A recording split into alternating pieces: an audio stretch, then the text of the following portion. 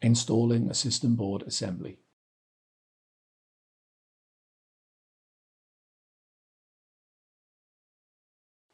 Attention!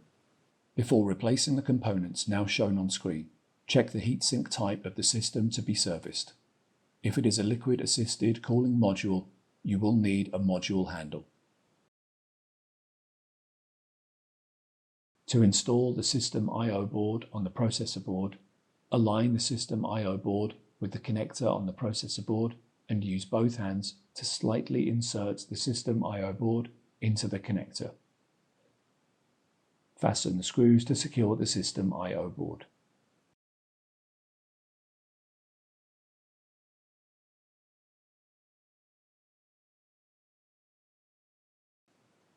If you are replacing the system I/O board, install the firmware and ROT security module and SD card that were removed from the old system I/O board onto the new system I/O board.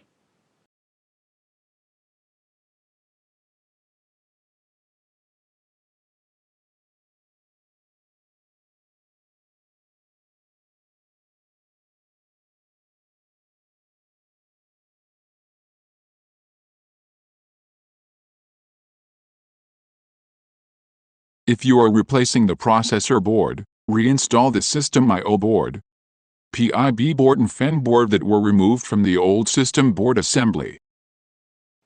Install the system board assembly into the chassis. Hold the lift handle while releasing the pin to lower the system board into the chassis. Slide the system board to the rear of the server until it snaps into position. Install the following components on the system board: system fans, memory modules, processor and heatsink, riser assemblies, CMOS battery, OCP3 Ethernet adapter, power supplies, ROT module. Properly route and secure the cables in the server. Install the top cover.